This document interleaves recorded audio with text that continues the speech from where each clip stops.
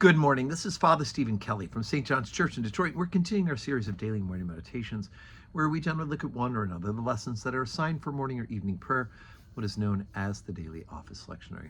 Today for Tuesday, let's take a look at the lessons assigned from evening prayer from the book of the Revelation of St. John the Divine.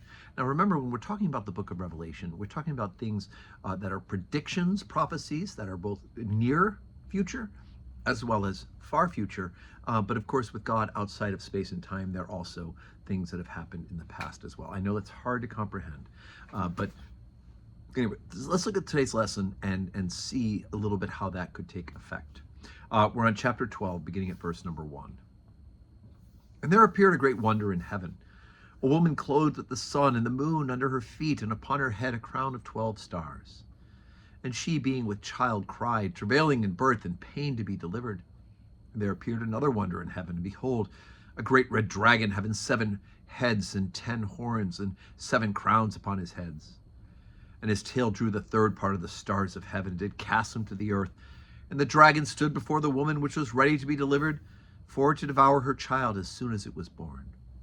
And she brought forth a male child, who was to rule all nations with a rod of iron, and her child was caught up unto God and to his throne. And the woman fled into the wilderness, where she hath a place prepared of God, that they should feed her there 1,260 days. And there was a war in heaven. Michael and his angels fought against the dragon, and the dragon fought under his angels and prevailed not, neither was their place found any more in heaven. And the great dragon was cast out, that old serpent called the devil and Satan, which deceiveth the whole world. He was cast out into the earth, and his angels were cast out with him. And I heard a loud voice in heaven, now is come salvation and strength and the kingdom of our God and the power of his Christ. For the accuser of our brethren is cast down, which accused them before our God day and night. They overcame him by the blood of the Lamb, and by the word of their testimony, and they loved not their lives unto the death. Therefore rejoice, ye heavens, and ye that dwell in them. But woe to the inhabitants of the earth and of the sea, for the devil's come down unto you, having great wrath, because he knoweth that he hath but a short time.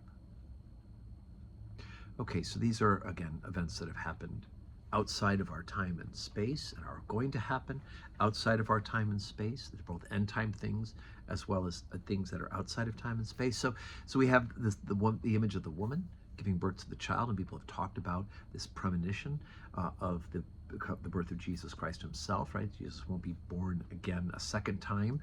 He doesn't return as a little child. So if in fact this is what that references to, it must be to a past event when talking about the birth of the one who is to be King of Kings and Lord of Lords. So again, it's an analogy. But on the same hand, you have the story of Michael and his angels, right? And again, outside of time and space, Michael has already defeated the devil. The devil's already been cast out of heaven.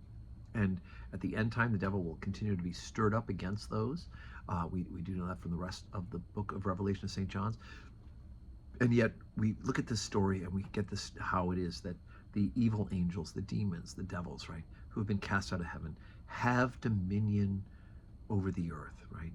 Woe to the inhabitants of the earth and of the sea, for the devil has come down unto you, and with great wrath, and he will try to discourage you. He will try to deceive you.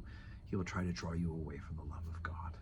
So anyway, Revelation it's just a big, beautiful mishmash of things that are to come, as well as things that have happened and are happening. So anyway, so dig into it and enjoy it. Today is Tuesday, 12:15 Holy Communion, 4 o'clock evening prayer. And may God grant us a Tuesday that is full of